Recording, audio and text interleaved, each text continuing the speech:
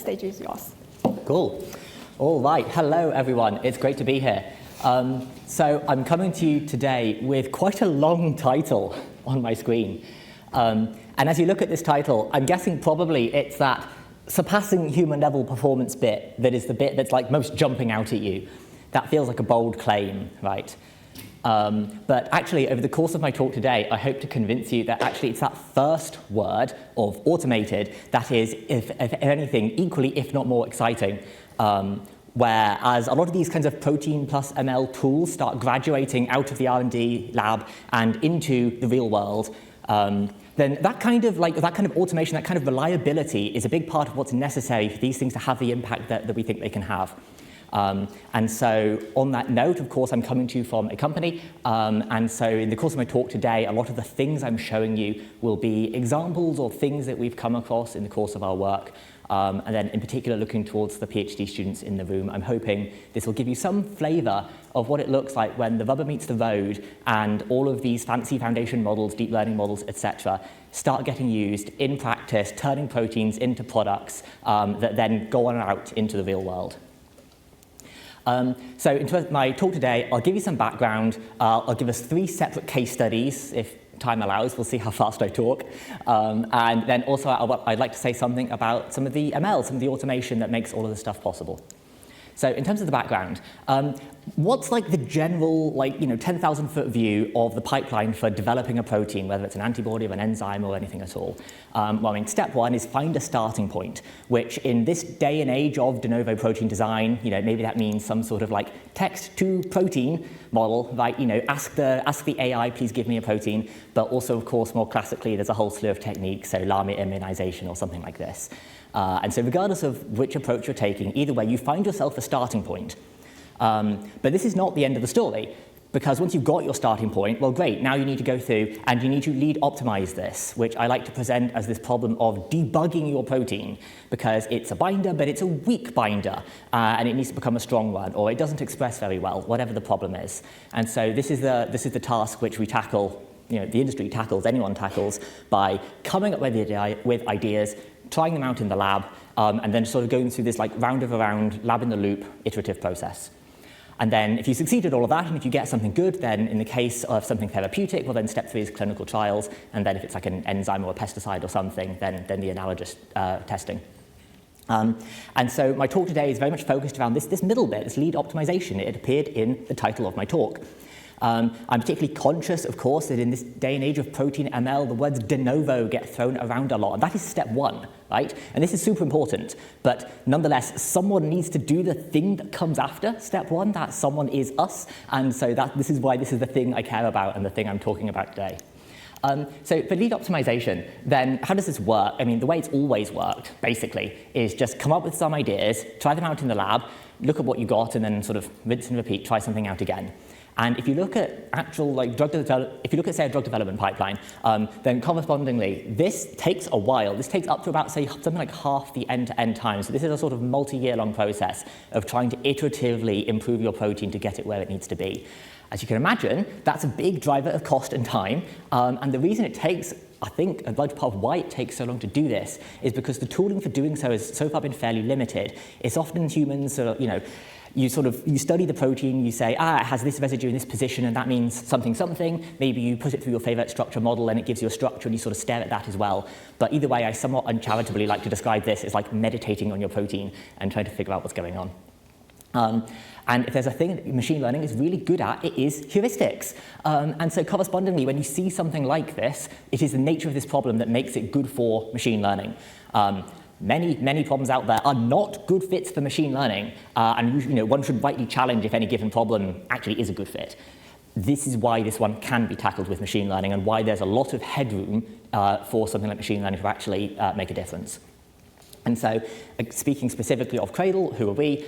So we're now used by 4 of the top 20 big pharma, plus also big names in SynBio and AgTech, and we are the people who make the software that does lead optimization. I had that slightly bold claim at the start of my talk that this is, outperforming humans. And what does that really mean, quantitatively speaking? Well, what this is saying is the number of rounds of wet lab optimization it takes to get yourself into a success. where what we now see is that where previously, if you're doing sort of like some slightly more old-fashioned way, including with your favorite structure models, then this takes multiple rounds of wet lab iteration, and through the use of these kinds of techniques, you can get that down to just 1 or 2 rounds of iteration instead. This is really the purpose of today's talk.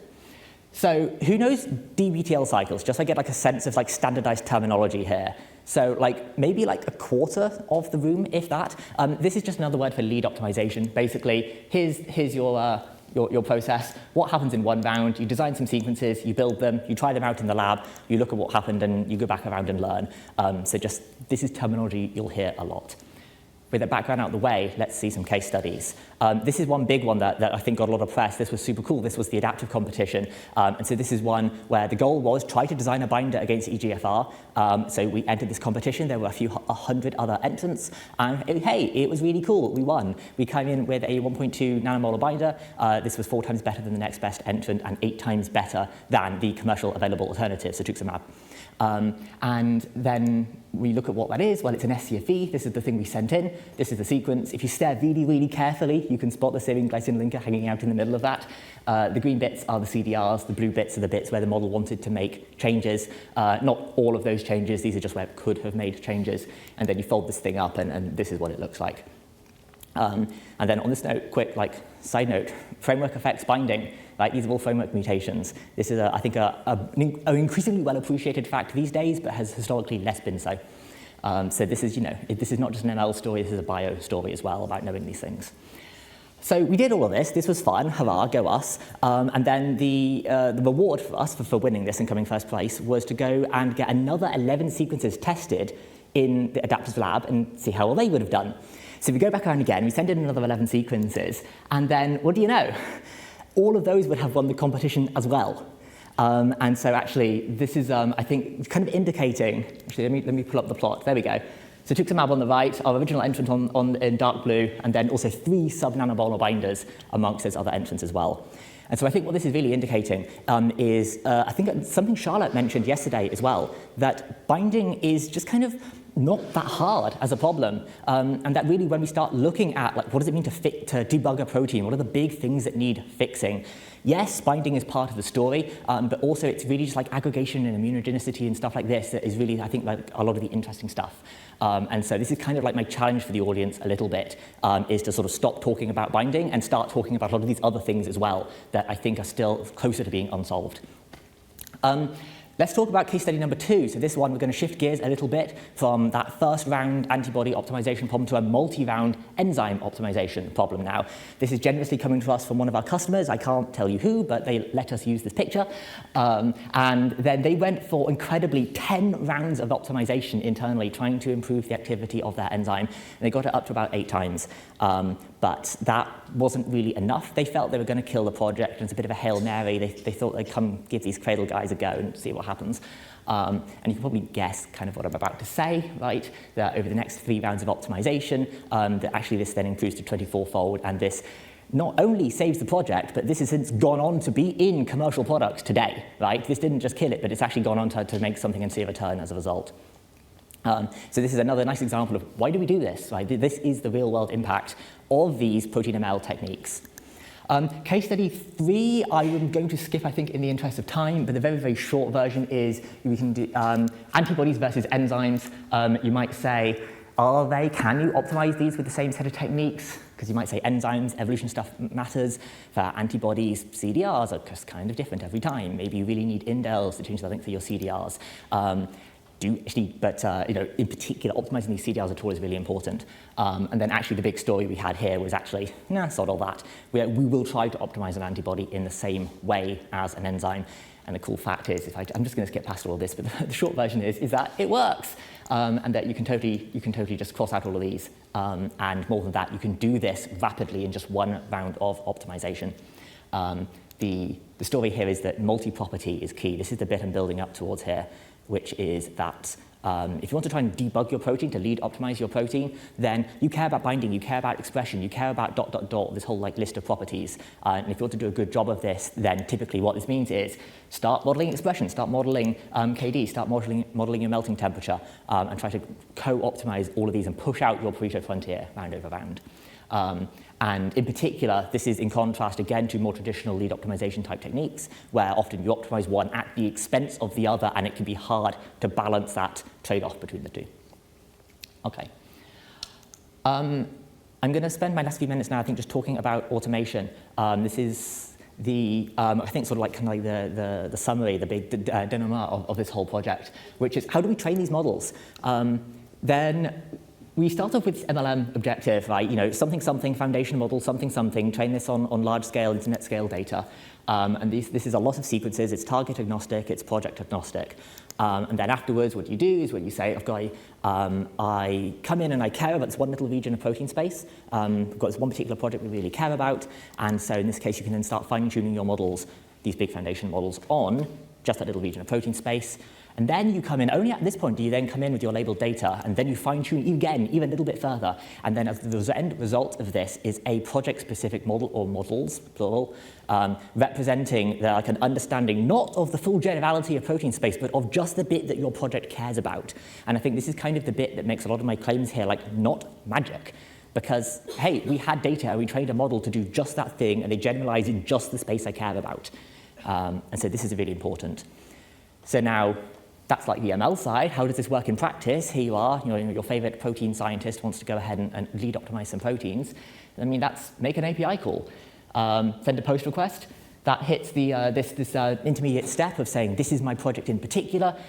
That pipes through on round, a few hours to days. These models get trained. That produces a collection of different things. You've got generators for creating sequences, filterers for saying yes, no, do I want them, predictors, how good is it at any particular property, and then also rankers for ordering what is your top 96 set of sequences to send to a lab.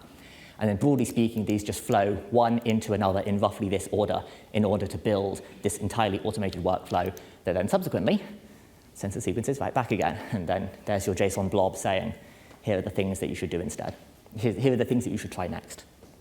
End-to-end, this happens entirely automated. It happens in about a few hours to a few days, depending on the project in question. And the big challenges here, honestly, it's like a lot of software stuff. It's network failures. It's out-of-memory errors. It's all this kind of stuff.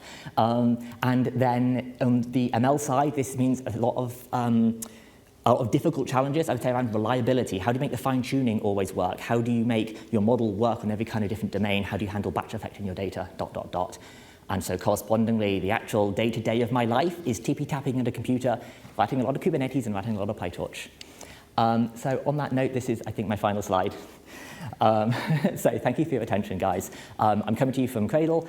We are a scale-up, no longer a startup, no longer the right word, in Zurich, Amsterdam, in the US. We're founded in December 21. We've now Series B with 100 million in funding. We're now working with much of the space, the industry. We're about 50 people. And you can probably guess what I'm going to say, because here is our beautiful faces, and this could be you. We are hiring, so do go ahead, check out our careers page. In particular, for this audience, we are hiring machine learning researchers. If that is interesting to you, then do please reach out to me either now or anywhere on the internet. So on that note, thank you for your attention.